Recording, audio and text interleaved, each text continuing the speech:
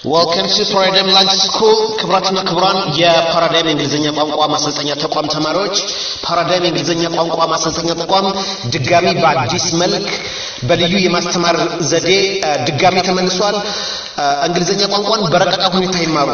ቴራፒ ክላስ አለን። በቋንቋ ዙሪያ ግንዛቤ እናስጨብጣለን። ይሄ ደግሞ ከቋንቋው ጋር የበለጠ እንድትግባቡ ያደርጋል።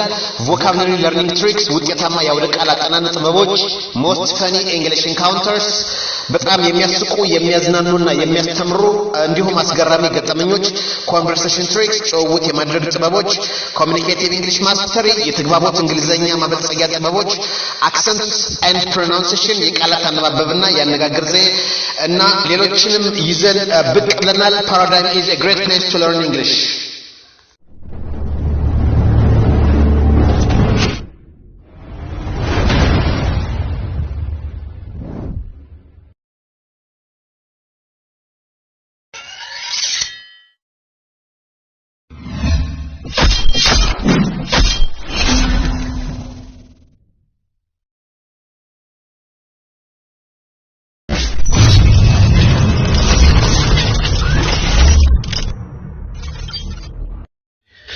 በእንግሊዘኛ ቋንቋ ጥርጣሬን የምንገልጽባቸው ቃላቶች I think ወይንም I don't think የሚሉ ቃላቶች ሁለት አሉ። ብዙ ጊዜ ጥርጣሬን የምንገልጽባቸው ናቸው ማለት ነው።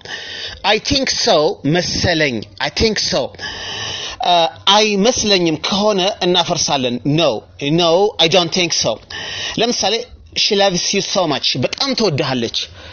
I think so. All right. Hannah will be attending on your wedding ceremony. Hannah ሰርግህ ላይ ትገኛለች።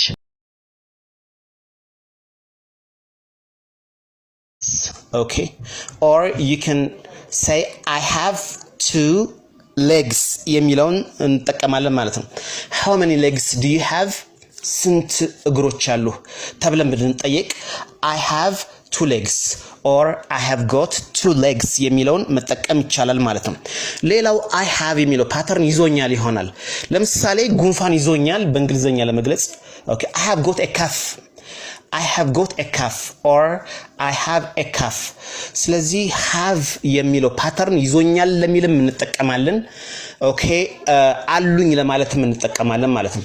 በነገራችን ላይ በሽታችንን በቀላሉ ለመግለጽ የሚያስችል ትምህርት ፓተርኖችን በመጠቀም በቀላሉ ይቆርጠኛልም ይሁን ይፈልጠኛልም ይሁን የተለያዩ እንግሊዘኞችን ስለ በሽታ በእንግሊዘኛ ስንማር በሰፊው እንማራለን ማለት ነው።